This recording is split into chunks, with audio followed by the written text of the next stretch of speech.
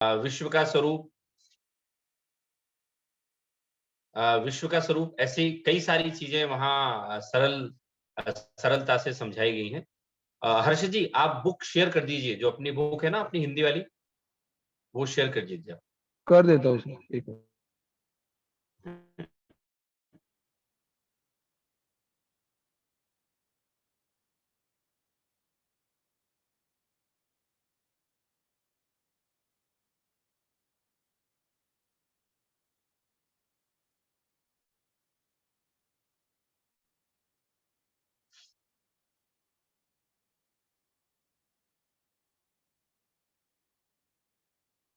हाँ, बढ़िया, अच्छा रिस्पॉन्स है। आज 26 आईडीज आज ऑनलाइन है हमारी,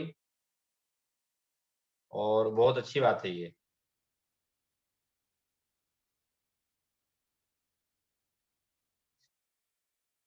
27 आईडीज ऑनलाइन है।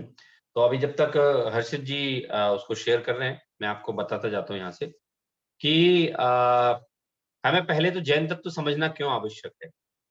जैन तत्व समझना इसलिए आवश्यक है कि अन्य, अगर हम अन्य फिलोसफीज को देखें तो वहां बहुत साधारण सा कंसेप्ट दिया हुआ है। कंसेप्ट ऐसा है कि there is a one creator who has created this world and he is only sole operator.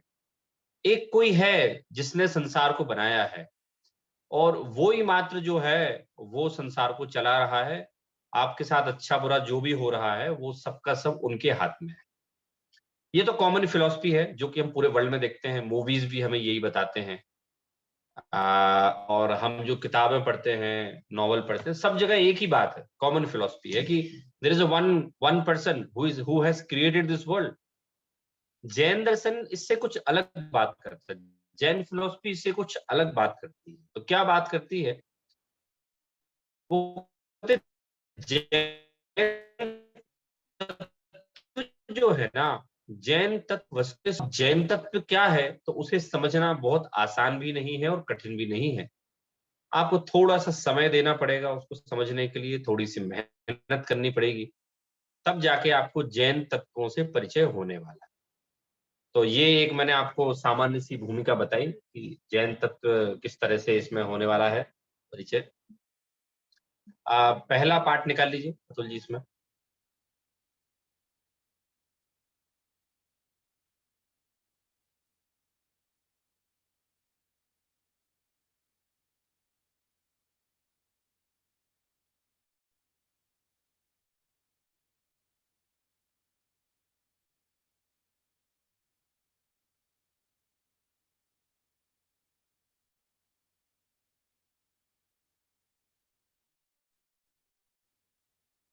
हाँ, पहला पार्ट है, तो इसे इन्होंने नाम दिया है पत्रांक 1।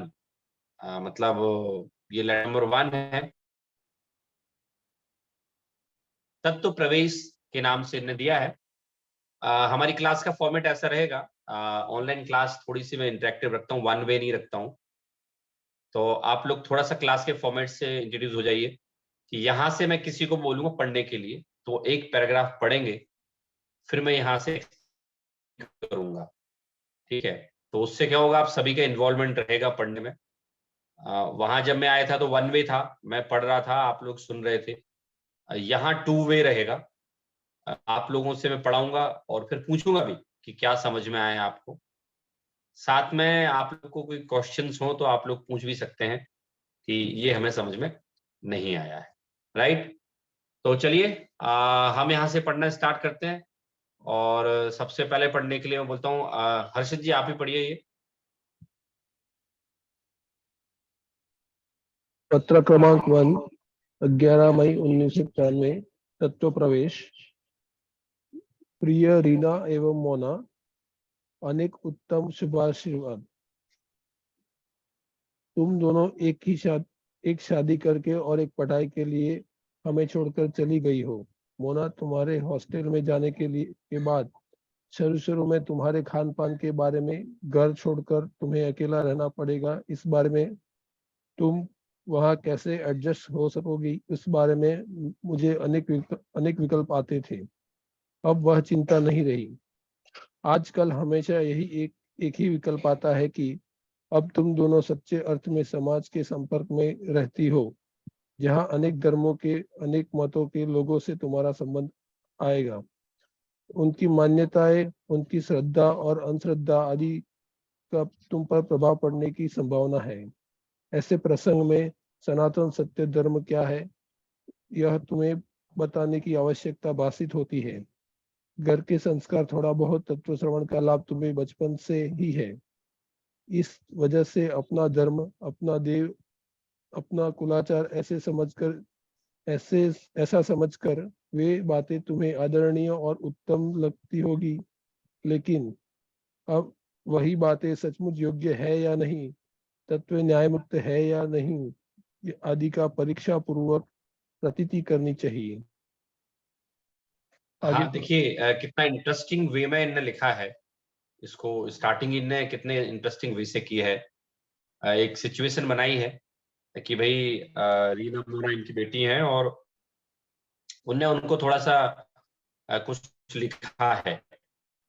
तो आप लोगों को याद होगा कि मतलब बहुत पुरानी बात नहीं बोलता हूँ, मैंने भी बहुत समय देखा है जब हम लोग लेटर डाला करते थे।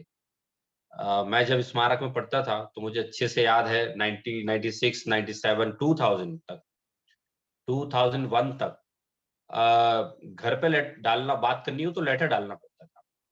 और कुछ भी सूचना देनी हो तो लेटर के द्वारा सूचना दी जाती थी, बात करने के लिए किसी प्रकार से भी। तो ये उस समय की बात है जब पत्र चला करते थे। अब तो बहुत जल्दी सूचना पहुंचती है व्हाट्सएप के द्वारा, मेल के द्वारा। तो इनने एक बड़ा इंटरेस्टिंग सीन क्रिएट किया है कि तुम दोनों एक शादी करके और एक पढ़ाई के लिए हमें छोड़कर चली गई हो। मतलब बच्चे घर पे थे, लेकिन एक लड़की की शादी हो गई और एक पढ़ाई करके, पढ़ाई के लिए बाहर चली गई हो। तो पूरे तुम्हारे हॉस्टल में जाने के बाद स्टार्टिंग में तो मुझे तुम्हारे खाने पीने के बारे में बड़ी चिंता हुई मुझे तो, कि तुम्हें घर छोड़कर अकेला रहना पड़ेगा और वहां तुम कैसे एडजस्ट कर सकोगी। इस बारे में मुझे अनेक विकल्प आते थे। अब यहाँ हम अगर चर्चा करें तो आजकल ये बात कॉमन है, बहुत कॉमन है कि सारे माता पिता बच्चों को बाहर भेजते हैं पढ़ने के लिए। बाहर भेजने का क्राइटेरिया सबका अलग अलग है। हमारे इंदौर के आसपास जो गांव हैं या स्मॉल सिटीज हैं वो लोग इंदौर भेजते हैं।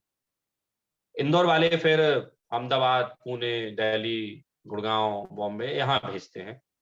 और गुड़गांव, दिल्ली, बॉम्बे, पुणे वाले फिर विदेश भेजते हैं। तो कहीं ना कहीं एक ऐसा देखें तो मूवमेंट चलता रहता है। तो वैसा ही मूवमेंट कुछ यहाँ रहा कि पढ़ने के लिए इनकी लड़की बाहर गई। तो बोला कि तुम कैसे एडजस्ट करती होगी, ये मुझे बड़े विकल्प आते हैं। हम सब माता पिता को भी विकल्प आते हैं कि हमारे बच्चे बाहर पढ़ने गए तो कैसा खाना पीना रहेगा, कुछ समझ नहीं आता। आजकल हमेशा यही एक विकल्प आता है कि अब तुम दोनों सच्चे अर्थ में समाज के संपर्क में रहती हो, जहां अनेक धर्मों के, अनेक मतों के लोगों से तुम्हारा संबंध आएगा। इसका मतलब क्या है कि अभी तक तो तुम घर में थी बेटे, और घर में हमने तुम्हें प्रोटेक्ट कर रखा था। लेकिन अब तुम जब बाहर गए हो ना, तो तुम्हें कई लोग मिलेंगे, तुम्हें अनेक अनेक मत के। वो अपनी फिलॉसफी से तुम्हें इन्फ्लुएंस करने की कोशिश करेंगे। तुम्हें अनेक अनेक प्रकार की मान्यता वाले लोग मिलेंगे। तो अब तुम्हारा जो है ना, अब तुम्हारी परीक्षा की घड़ी है ये, कि हमने तुम्हें जो सिखाया है, अब उस चीज को तुम फॉलो कर पाओगे कि या नहीं कर पाओगे। तो अब तुम सच्चे अर्थ में समाज के संपर्क में रहती हो, जहां अनेक धर्मों के, अनेक मतों के लोगों से तुम्हारा संबंध आएगा। उनकी मान्यताएं, उनकी श्रद्धा और उनकी अंधश्रद्धा आदि का तुम पर प्रभाव पड़ने की संभावना है। ये देखिए, एकदम ये बर्निंग मैटर है एकदम। हम देखते भी हैं वर्तमान में कि मूवीज का प्रभाव सब लोगों पे बहुत ज्यादा रहता है, सब पर, एक नहीं सब पर। और हर व्यक्ति मूवी को फॉलो करता है। जैसे मैं एक सिंपल सी बात आपको बोलता हूँ कि मूवीज ने बताया कि साहब घूमने के लिए जगह कौन सी है, तो मूवी ने बताया साहब विदेश। बर्फ की जगह कौन सी है, तो एक ही नाम मूवी ने लिया, स्विट्जरलैंड। अब ये मूवीज ने बताया ही नहीं कि भैया भारत में स्विट्जरलैंड से कई गुना ज्यादा अच्छी जगह है। लोग प्रभावित होते हैं और लोगों का ड्रीम बना लेते हैं। हम तो मूवी देख हम तो अगर घूमने जाएंगे कोई स्नोफॉल वाले प्लेस पे, तो हम तो स्विट्जरलैंड जाएंगे। ये मान्यता पड़ता है, इसीलिए फिर स्विट्जरलैंड इतना फेमस हो गया। पहले नहीं था, लेकिन ये तो हमारी बॉलीवुड की मूवीज ने इतना फेमस उसको कर दिया। अभी हम रिसेंटली अश्विन भाई वहां गए थे, एक तीर्थ यात्रा कह लो, मंदिर कह लो, तो एक नया मंदिर बना है वहां उत्तराखंड में, अपना जैन मंदिर बना है। तो हिल स्टेशन है, बहुत बढ़िया, मुक्तेश्वर करके जगह है। और वहां अपना दिगंबर तेरापंथी मंदिर बना है। इतनी सुंदर जगह है कि जो मेरे साथ अभी हम लोग एक यात्रा ले गए थे अपनी ग्रुप की, तो वो बोले कि सौरभ जी मैं स्विट्जरलैंड होके आया, लेकिन इस जगह के आगे वो जगह कुछ भी नहीं लगती। तो मुझे तत्काल ध्यान आया कि ऐसा क्यों हुआ, इतनी अच्छी जगह इंडिया में है और वहां के लोग महिमा क्यों गाते रहते हैं। तो उसके पीछे कारण यही है कि उसका प्रचार कर दिया गया, लोगों के दिमाग में वो चीज डाल दी गई, वैसे उसके प्रभाव में लोग हैं, इसलिए लोग सब लोग उसको वैसा अच्छा मानते हैं। इसी तरह से कुछ ऐसा यहाँ राइटर भी बोल रहे हैं कि बेटे दूसरों का प्रभाव पड़ने की बड़ी संभावना है तुम पर, और तुम काफी लोगों के संपर्क में आने वाली हो। तो अब मैं आप लोगों से पूछता हूँ कि क्या आप लोगों को भी ये चिंता होती है क्या कि जब बच्चे बाहर जाते हैं, संपर्क में आते हैं और उनके प्रभाव में आ सकते हैं, तो चिंता होती है आप लोगों को इस चीज की? रीना जी, जिग्नेश जी, आप लोग बताइए, इस चीज की चिंता हमें होती है तो क्या करते हैं, होती है तो क्या चिंता होती है? अनम्यूट कीजिए, अनम्यूट।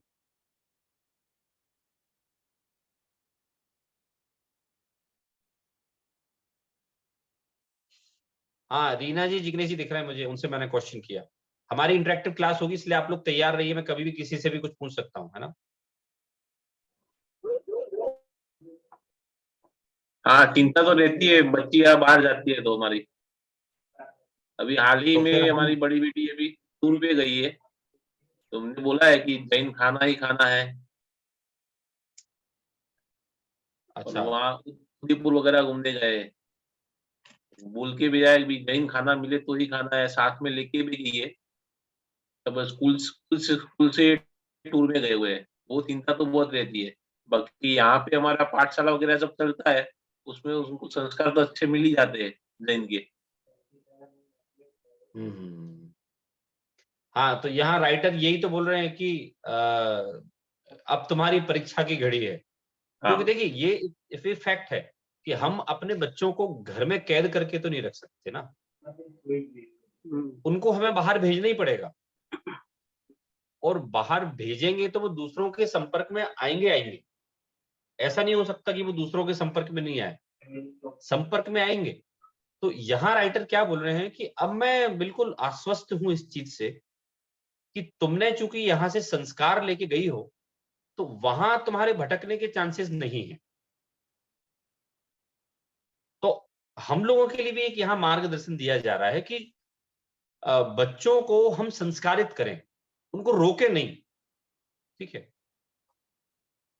मैं इस चीज को ऐसा मानता हूं, experience, on the basis of experience, कि संस्कार देके अगर बच्चों को बाहर भेजा जाए और जब वो कंपैरेटिव स्टडी करते हैं ना, तो उनको तो वहां कंपैरिजन करके बड़ा मजा आता है। वो कहते हैं कि मुझे तो यहाँ जो मिल रहा है और मेरे घर में, मंदिर में, पाठशाला में जो मुझे सिखाया गया, तो वो सिखाया गया वो तो एकदम अद्भुत था, अलग था। और यहाँ जो ये सिखा रहे हैं तो ये मेरे कोई काम का मुझे लगता नहीं है। तो इस तरह से कंपैरेटिव स्टडी होना चाहिए। तो मेरे ख्याल से बच्चों की चिंता सबको होती है। अभी मैंने रीना जी और जिग्नेश जी से पूछा, क्योंकि ये लोग पेरेंट हैं, तो ऑफ कोर्स सबको ही होती है, सबके बच्चे हैं। तो ऐसी राइटर को भी चिंता हो रही है कि तुम क्या खाती हो वहां, क्या पीती हो, क्या करती हो, वो मुझे इस बात की हमेशा चिंता होती है। हमारे सामने सवाल ये है कि इसमें खाने पीने में चिंता की क्या बात है? चिंता की बात तो है। आजकल क्या हो गया कि ठीक है, तुम शाकाहारी हो, कोई बात नहीं, हम तुम्हें शाकाहारी भोजन बना के दे देंगे। हमारे हॉस्टल में दोनों बनते हैं, सेम किचन में, सेम जगह, सेम बर्तन, शाकाहारी और मांसाहारी दोनों बनते हैं, और ये कह के परोसा जाता है कि भाई तुम शाकाहारी खा लेना और इधर जो उनको मांसाहारी वो मांसाहारी खा ले। हमारे जैन ethics के हिसाब से अगर जहां मन करता है तो संपूर्ण मांसाहार का दोष आता है। इसलिए चिंता करने की बात तो मतलब ये 1991 की बात है, लेकिन आज वो और ज्यादा चिंता करने की बात है। और ज्यादा चिंता करने की बात क्यों है? क्योंकि आज धीरे-धीरे करके इस चीज का भेद जो है ना वो और कम होता जा रहा है।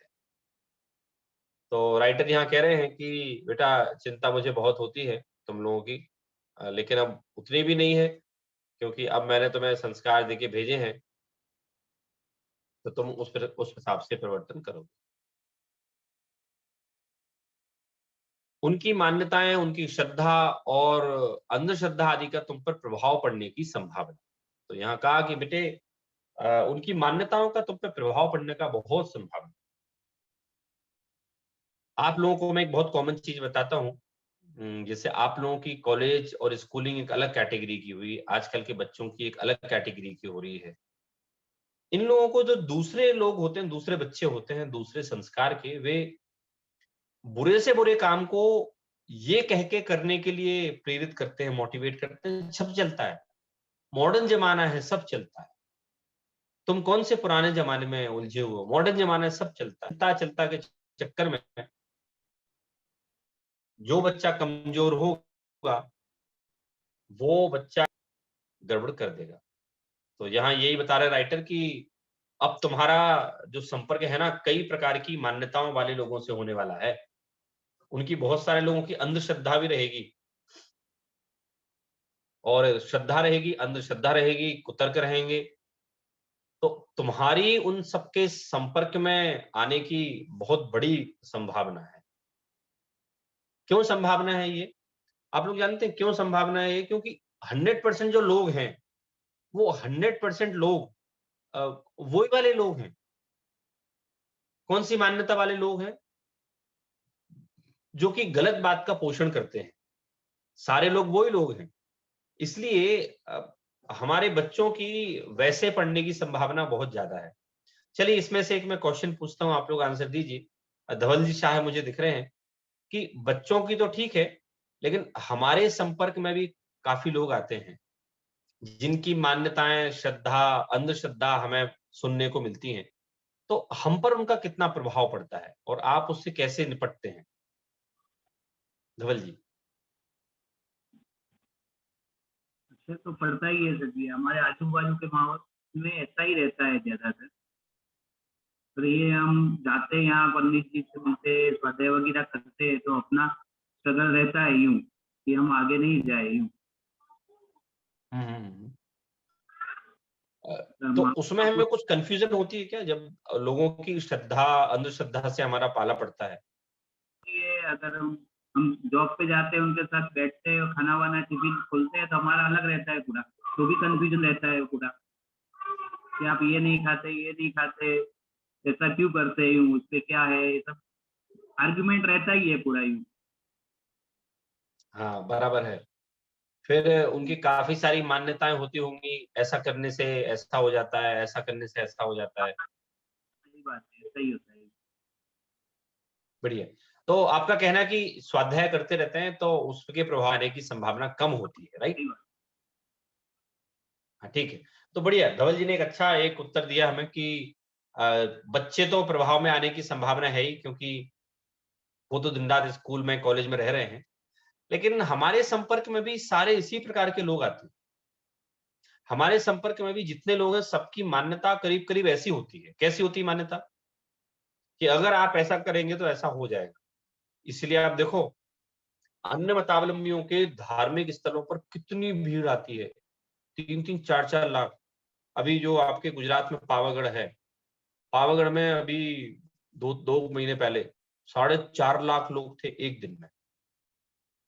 4.5 लाख लोग सिंगल डे में। और सब जगह यही हालत है क्यों ये हालत है? क्योंकि लोगों के अंदर एक श्रद्धा है, अंधश्रद्धा है कि वहां जाने से हमारी अमुक मान्यता पूरी हो जाएगी।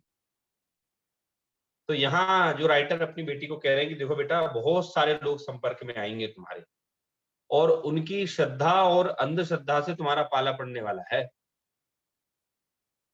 जब उनकी श्रद्धा और अंधश्रद्धा से तुम्हारा पाला पड़ेगा, तो उनके प्रभाव में आने की भी संभावना तुम्हारी पूरी पूरी है। ये बिटिया बैठी है गाथा। अब बेटे बताओ, जब कोई किसी के प्रभाव में हम लोग आते हैं, तो उससे कैसे हम लोग ओवरकम हो सकते हैं? How can just we get out from that मान्यता और श्रद्धा? अनम्यूट करो बेटे।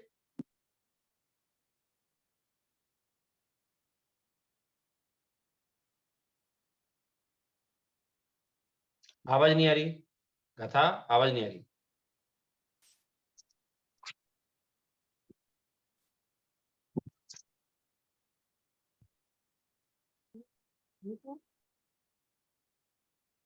हाँ, आवाज हम तक नहीं पहुंच रही है अभी तुम्हारी। हेलो। हाँ हाँ, अभी आ रही है। हाँ, हाँ, अगर हमें नहीं जाना हो तो हम लोग ऐसे इग्नोर कर सकते हैं, दूर रह कर ट्राई करने।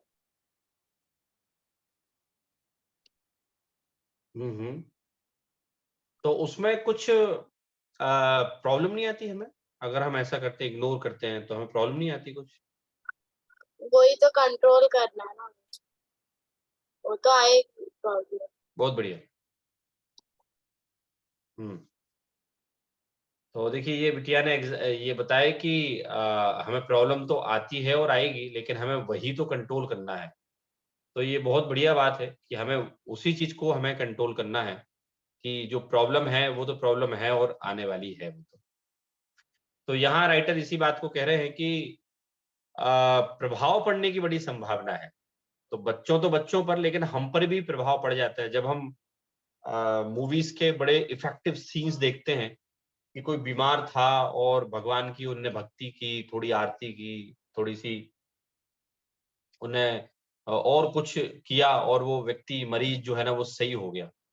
तो हमारी भी कहीं ना कहीं एक मान्यता बन जाती है कि भगवान बचा सकते हैं, और सारी मूवीज में एक कॉमन डायलॉग बोलते हैं कि अब हमारे हाथ में तो कुछ नहीं, लेकिन भगवान से प्रे करो, वो अगर चाहें तो बचा सकते हैं। मतलब ये कि बहुत कॉमन मीटिंग है, कॉमन ये मान्यता है, जिसमें क्या बोलते, हमें इस प्रकार के विचार आना बड़ा संभव है।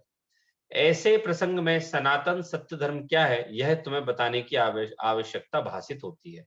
तो यहाँ राइटर ने हम लोगों के लिए बोल रहे हैं ये इन वेरी पोलाइट मैनर और इन कमेंटेटिव वे एज वेल, कि अब तुम्हें जो दूसरों के तुम प्रभाव में आ रहे हो, तो तुम्हें अब ऐसा लगता है कि तुम्हें सनातन सत्य धर्म क्या है ये बताने की आवश्यकता है।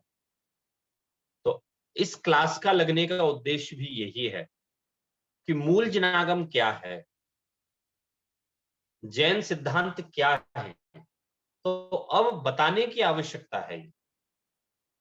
अगर हम नहीं बताएंगे कि भाई मूल जनागम क्या है और सत्य धर्म क्या है, तो आप लोग नहीं जान पाएंगे। तो राइटर ने जो लाइन लिखी है कि अब तुम्हें मूल धर्म बताने की आवश्यकता हमें लगती है, तो सेम मैं आप लोगों को ही बोलता हूं कि अब आवश्यकता मूल धर्म को जानने की है। और वैसे ऐसे देखें तो टेक्नोलॉजी से तो कितना अच्छा काम हो गया। मैं वहां आया नहीं, आप मेरे पास आए नहीं, लेकिन बैठे बैठे हम लोग, आप लोग अपने अपने घर में बैठे, ऑफिस से आए होंगे 1 घंटे पहले, है ना, आराम किया और अपनी क्लास चालू हो गई।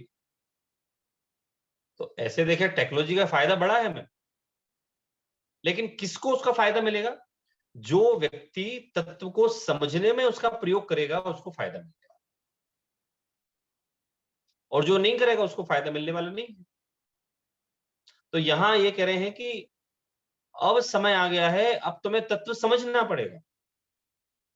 तो वो तत्व आगे क्या क्या समझना पड़ेगा, उसकी पूरी कंटेंट अपने आगे आने वाली चैप्टर्स में आएगा कि तत्व क्या क्या समझना पड़ेगा। तो हम लोग भी मन में लगा लें कि हमें भी तत्व को समझने की बहुत आवश्यकता है, बच्चों को भी और बड़ों को भी। क्योंकि अगर तत्व नहीं समझा गया तो तत्व नहीं समझने के अभाव में, in the absence of not understanding तत्व, आपको कोई भी भ्रमित कर सकता है, भ्रमित भी कर सकता है और आपको कोई दुखी कर सकता है? जनरली देखिए हम लोग क्या देखते हैं कि पंडित जी लोग हमसे जलते हैं, लोग जलते हैं यार, ये तो हम बोल देते हैं, लेकिन हम लोग भी तो किसी न किसी से जलते हैं। लोग जलते हैं, हमें ये भी प्रॉब्लम है, लेकिन हम किसी से जलते हैं हम कभी सोचते ही नहीं है। अतुल जी समझ में आया? अतुल जी दोषी, आवाज नहीं आई आपके? अतुल जी, 2 आईडी चालू है आपकी, अल्पा जी की भी और आपकी भी।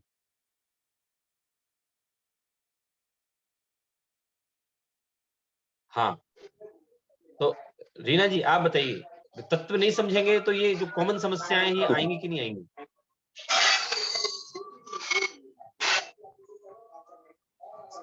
हाँ अतुल जी अब अनम्यूट हो गए। हाँ अतुल जी बताइए। हाँ, तत्व नहीं समझेंगे, पता तो चलने वाला ही नहीं है कि क्या सही है। तत्व समझने से ही पता चलेगा कि हम लोग डिफरेंस कर पाएंगे कि ये सही है ये गलत है। हमारा धर्म ही हमें समझना पहले जरूरी है। एकदम बराबर। तो तत्व नहीं समझने के कारण से हमें बहुत समस्याएं आने वाली हैं। तो हमें अगर अंतरंग में अपने परिणामों को सुधारना है, हमें अगर अपनी मान्यताओं को सुधारना है तो तत्व को समझना होगा। इसीलिए यहाँ राइटर ने कहा अपनी बेटी को कि बेटा अब समय आ गया है कि अब तुम्हें सत्य धर्म क्या है ये तुम्हें समझाने की आवश्यकता है। तो आप लोग ये समझ लीजिए हमारा इस क्लास को लगाने का उद्देश्य क्या है। सत्य धर्म क्या है?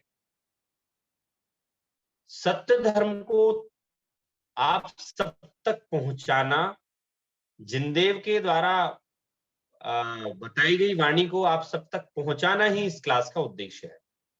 तो आप लोग हमेशा इस क्लास का उद्देश्य याद रखिए कि जिनदेव की वाणी को समझना ही इस क्लास का उद्देश्य है, और अब हमें इसकी बहुत बड़ी आवश्यकता लगने लगी है। तो यह तुम्हें बताने की आवश्यकता भासित होती है, तो यूं समझो कि मैं भी आपसे यही कह रहा हूं कि आप सब लोग कहीं ना कहीं अन्य लोगों के प्रभाव में रहते हैं, उनकी श्रद्धा अंधश्रद्धा से आप लोग दो चार होते रहते हैं।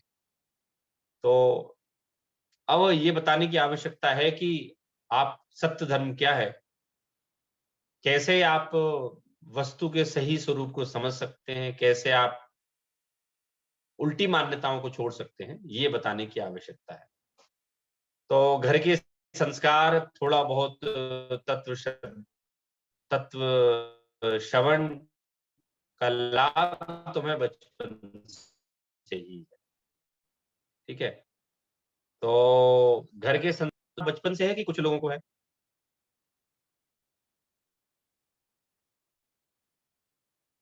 हाँ बहुत सारे दिख रहे हैं मुझे यहाँ। भूमि शाह, दर्शना शाह, हितेश शाह, आप लोग बताइए कि ये बचपन से हमें तत्व का लाभ है कि नहीं है? हाँ, बचपन से है। बचपन से है। तो यहाँ मेरे ख्याल से राइटर ने शायद सही लिखा कि थोड़ा बहुत तत्व का लाभ तो तुम्हें बचपन से ही है। इस वजह से अपना धर्म, अपने देव, अपना कुलाचार ऐसा समझकर ये बातें तुम्हें आदरणीय और उत्तम लगती होंगी, लेकिन अब वही बातें सचमुच योग्य हैं या नहीं, तत्व न्याय संगत है या नहीं, की परीक्षा पूर्वक प्रतीति करनी चाहिए। ये बहुत बड़ा यहाँ मैसेज दिया है कि यद्यपि हम लोग बचपन से तत्व ज्ञान को पढ़ रहे हैं, हम लोग बचपन से तत्व ज्ञान को पढ़ रहे हैं, फिर भी आपको अब ये बातें न्याय से समझना पड़ेगा, युक्ति के द्वारा समझना पड़ेगा, आपको एग्जामिनेशन करना पड़ेगा कि जो जिनागम में कहा है वो सही कहा है कि नहीं, है परीक्षा पूर्वक प्रतीति करनी पड़ेगी। जब अपना वहां शिविर लगा था चिंतामणि में, तो मैंने ये बात आपको बताई थी। जैन धर्म परीक्षा की बात करता है। वो कहता है कि आप तत्व को स्वीकार करें, लेकिन कैसे स्वीकार करें? आप तत्व को स्वीकार करें परीक्षा पूर्वक। तो यहां भी यही बात हो रही है कि आप जैन धर्म को स्वीकार करें, लेकिन कैसे? आप न्याय युक्त है या नहीं, परीक्षा पूर्वक इसकी प्रतीति करना बहुत आवश्यक है। क्योंकि अगर परीक्षा पूर्वक नहीं की तो जानते हैं क्या होगा कि कोई ना कोई आपको अपने प्रभाव में लेके आपकी मान्यता बदल देगा। होता ही है ना, है? देखिए हमारे मार्केट में होता है ये। अभी आप लोगों को एक न्यूज आप लोग बड़ी कॉमन पढ़ रहे होंगे कि सेबी को एक चीज समझ में नहीं आ रही है। मतलब सेबी इतने सालों में मैंने पहली बार सेबी को लाचार देखा है। जो security exchange board of India है ना, उसको लाचार देखा है। सेबी क्या करती है स्टार्टिंग से, जब हर्षद मेहता के समय एक रेगुलेटरी बॉडी बनाई सरकार ने अपनी, कि साहब हम अपनी एक रेगुलेटरी बॉडी बनाएंगे जो कि इन्वेस्टर को प्रोटेक्ट करेगी। तो उन्होंने उसका नाम रखा security exchange board of India. और वो सारे ब्रोकर के नाक में नकेल कस के रखती है, खींच के रखती है वो। अभी क्या हुआ, सेबी कितनी लाचार हो गई है, बोले यूट्यूब पे फेसबुक आदि पे इतने सारे चैनल हो गए हैं जिनको वो लोग बोलते हैं फाइनेंशियल इन्फ्लुएंसर। मतलब आपकी फाइनेंशियल सोच को इन्फ्लुएंस कर रहे हैं। उनको भले ही कुछ ना आता हो, लेकिन आपकी सोच को इन्फ्लुएंस कर रहे हो, और वो वॉल्यूम दिन पे दिन बढ़ता जा रहा है। तो बोले कॉमन पब्लिक मिसगाइड हो रही है। तो जो लोग सेबी के अंडर रजिस्टर्ड हैं, उन्होंने सेबी से कंप्लेंट की कि सर आप हमें तो कितने रूल बना के रखे हैं, हम पे आप इतनी सी उसमें पेनल्टी ठोक देते हो, लेकिन ये जो फाइनेंशियल इन्फ्लुएंसर इनका क्या किया?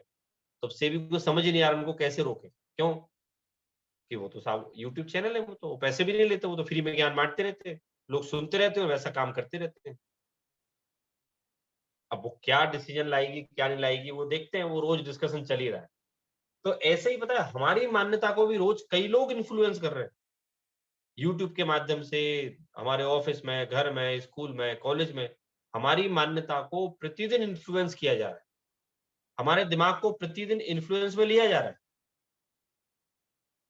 तो अगर हमें मान लीजिए किसी चीज का ज्ञान न्याय पूर्वक नहीं है, परीक्षा पूर्वक नहीं है, तो हमारे दिमाग को कोई भी कैप्चर कर सकता है। मानते हैं आप लोग ये चीज कि अगर हमें किसी चीज का परीक्षा पूर्वक ज्ञान नहीं है तो हमारे दिमाग को कोई भी कैप्चर कर सकता है? विरल जी शाह की एक आईडी दिख रही है मुझे, तो बताइए आप, बिना परीक्षा के हमारी मान्यता कोई बदल सकता है कि नहीं?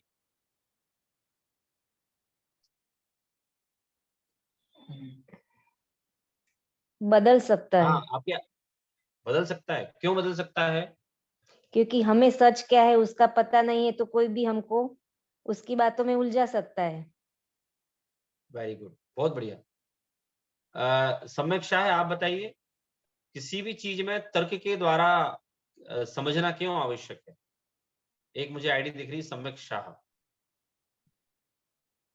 हेलो। हाँ सम्यक। हेलो। हाँ, उसको तर्क से समझना ही चाहिए। हेलो। हाँ, समझने से क्या फायदा हो गया? तो अगर वो तर्क से समझेंगे तो क्या फायदा होगा? तो कहीं अन्य जगह पे नहीं जाएगी, अन्य कुधर्म में नहीं जा पाएगी वो। अच्छा ठीक है। तो देखिए तर्क से समझना क्यों आवश्यक है, क्योंकि पूरी किताब में हम ये मैटर डिस्कस करेंगे, लेकिन अभी पहले ही पैराग्राफ में राइटर ने अपना 2-3-4 चीजें बड़ी क्लियर कर दी हैं कि एक तो अब समय आ गया है तत्व को समझने का। दूसरा, राइटर ऐसा मानते हैं कि हम सब लोग बचपन से कुछ ना कुछ तो धर्म पढ़ रहे होंगे, लेकिन वो पढ़ने में अगर हमने परीक्षा नहीं रखी तो हमारी मान्यता को कोई इन्फ्लुएंस कर सकता है। मतलब हमारी जो बचपन से संस्कार है ना, उनको इन्फ्लुएंस किया जा सकता है। जैसा कि मैंने आपको भी फाइनेंशियल इन्फ्लुएंसर बताया कि कई लोग यूट्यूब पे आके ज्ञान देने लगे और यहाँ इन्वेस्ट करें, ऐसे करें, वो बेचारे बहुत सारे कॉमन इन्वेस्टर उनकी बातों में आकर इन्फ्लुएंस में आके फंस गए। ऐसे ही अगर हमें परीक्षा नहीं होगी तो यही यहाँ लॉजिक दिया जा रहा है कि परीक्षा नहीं होने के अभाव में कोई भी आपकी मान्यता को इन्फ्लुएंस कर सकता है। इसलिए यहाँ लिखा है कि हम अब जो भी बात करने जा रहे हैं वो कैसी बात करने जा रहे हैं, पूरी तर्क संगत बात करने जा रहे हैं। तो अब मैं आप लोगों को, आज हमारी भूमिका का सेशन है, फर्स्ट डे है हमारा, और इसमें भूमिका यही है हमारी। भूमिका में अगर एक लाइन में आपसे कहूं तो जिनागम को तर्क एवं परीक्षा के द्वारा समझना ही हमारी इस क्लास का उद्देश्य है। क्योंकि जब हम तर्क और परीक्षा के द्वारा जिनागम को समझेंगे तो फिर कोई भी व्यक्ति हमें प्रभावित नहीं कर पाएगा। भले ही कैसा भी इन्फ्लुएंसर आ जाए, लेकिन वो हमें प्रभावित नहीं कर पाएगा। तो इस तरह से हमने आज ये सामान्य एक भूमिका पढ़ी, समझी, और इसमें जो मुख्य बिंदु आया वो यही आया कि एक तो हम सबको तत्व ज्ञान को पढ़ने की बड़ी आवश्यकता है, और साथ में तत्व ज्ञान को पढ़ा जाए तो कैसे पढ़ा जाए, वो पढ़ा जाए न्याय और युक्ति के द्वारा हम लोग पढ़ सकते हैं। अभी सब लोग 31 करीब आईडी इसमें लॉगिन है, और मैं एक एक से थोड़ा सा परिचय पूछता जाता हूँ ताकि मुझे एक आइडिया लगे कि कौन कौन शिविर में आए थे, और चाहें तो आप लोग उतने समय के लिए वीडियो भी स्टार्ट कर सकते हैं। अल्पाजी शाह, आपका परिचय दीजिए।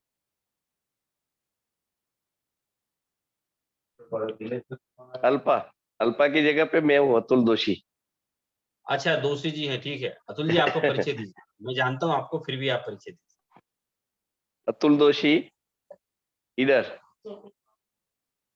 ओके। हाँ, अश्विन भाई को परिचय की आवश्यकता नहीं है, इसलिए मैं उन्हें निवेदन नहीं करूंगा, सब लोग जानते हैं उनको। अतिन शाह। हाँ, जय जिनेन्द्र। मैं आया था शिविर में, मैं मलाड से बोल रहा हूँ। ओके, शिविर में आए थे अतिन जी, और आप मल्हार से बोल रहे हैं, वेरी गुड। हाँ, और आगे कौन है? एक मिनट। भरत एस शाह।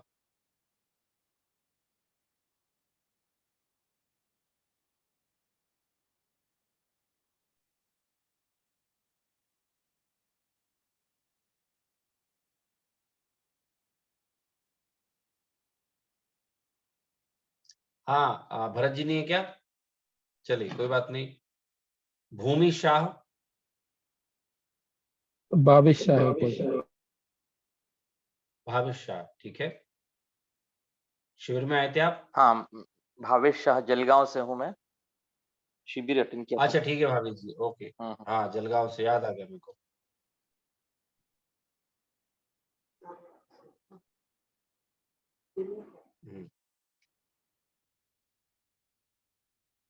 भूमिका, एक भूमिका आईडी दिख रही है मुझे।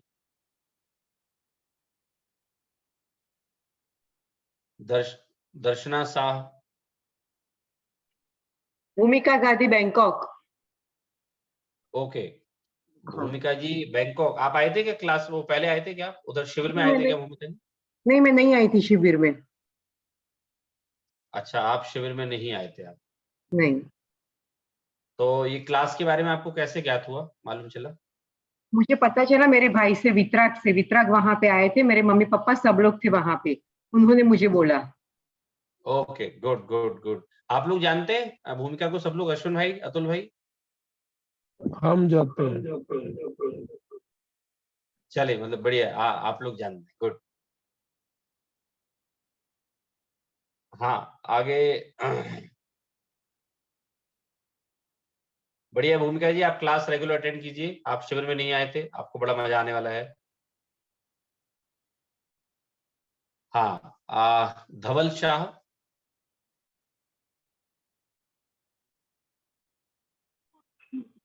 हाँ जी, आए थे हम लोग शिविर में।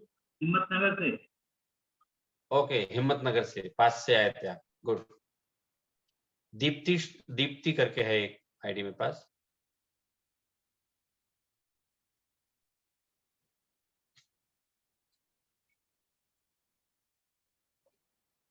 हाँ, फिर गाथा ग्रंथ। हम लोग आए थे शिविर में बोरीवली में। ओके, ठीक है। हितेश शाह।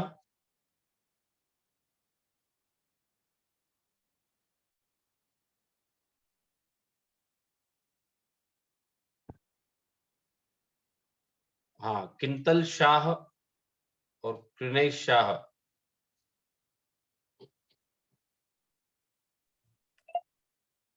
आए थे, हम मलाड से हैं, शिविर में आए थे वहां पे। ओके, आप मलाड से हैं, शिविर में आए थे। बढ़िया, बढ़िया, गुड। लब्धि, लब्धि शायद शिविर में थी, नाम याद आया मेरे को।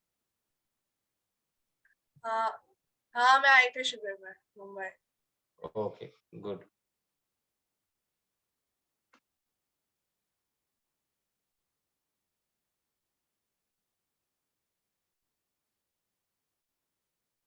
मनीषा गैलेक्सी करके है कोई आईडी।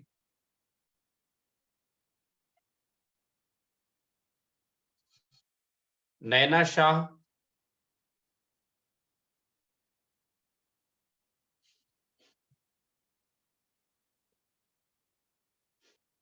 परेशा मनोज शाह।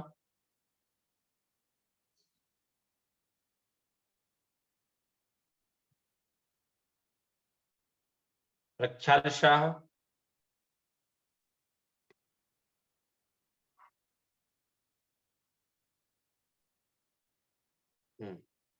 पुनीत शाह। आप लोग बोलते जाइए, अगर आप अनम्यूट कर पा रहे हैं तो बोलते जाइए, नाम बोलते जाइए। शिविर में आए थे हम लोग, अतुल शाह, सुजाता शाह। ओके, शाह हिम्मतनगर से, मैं भी शिविर में आया था। ठीक है, ओके, गुड। रीता शाह।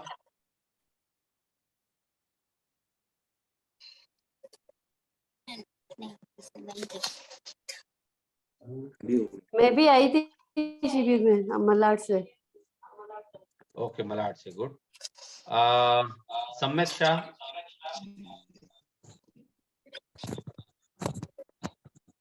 मैं शिविर में नहीं आया था सर, मैं बोरीवली से हूँ।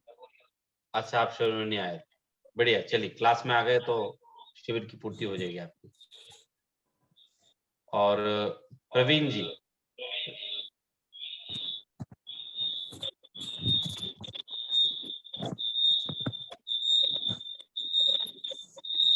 तो चलिए, इस तरह से एक हमारा आज का एक सामान्य एक हमारा पूरा हुआ।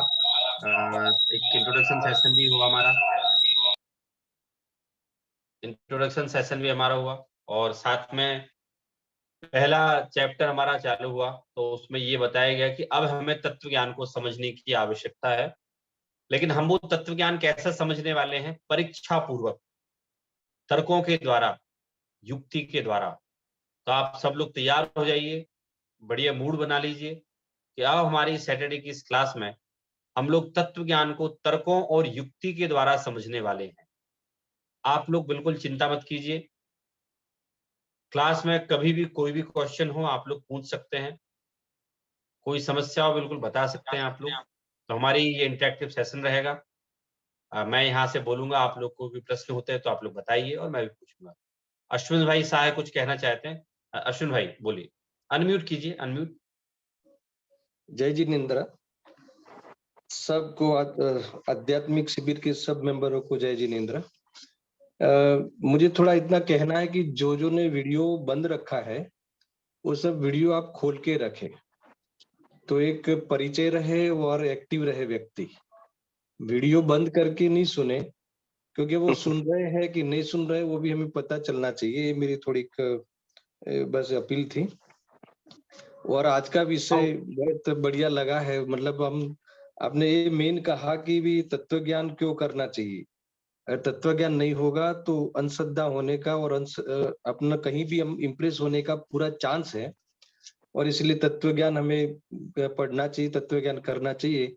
आगे की सारी क्लास तत्व ज्ञान के लिए चलेगी। एक तो ये बात है। दूसरा, पंडित जी आपने जो उत्तराखंड का वो मुक्तेश्वर कोई आपने स्थान कहा, तो वो अगर आपके पास वो कोई पोस्ट हो उस स्थान की या कोई मतलब हो तो वो भेजना आपको। वो मंदिर वहां जो आपने कहा ना कि वह अच्छा अपना जिन मंदिर है, उत्तराखंड में हाँ, हमने मैं उसकी थोड़ी डिटेल दे देता हूँ। मैं भी होके आया, परसों ही मैं लौट के आया। अच्छा। तो हमारा यहाँ से पूरा ग्रुप गया था, मतलब मेरी क्लास चलती है ना जो युवा लोगों की, यंगस्टर हाँ की। हाँ। तो हम लोग साल में 2 यात्राएं ले जाते हैं। तो इस बराबर। बार लोगों की, बच्चों की इच्छा थी, मतलब बड़े ही हैं, यंग हैं, सर हमें थोड़ा लौकिक हिली एरिया में घूमना भी है और साथ में क्लास तो तत्व ज्ञान पूरा हो जाए। तो वो नया एरिया एक्सप्लोर किया हमने।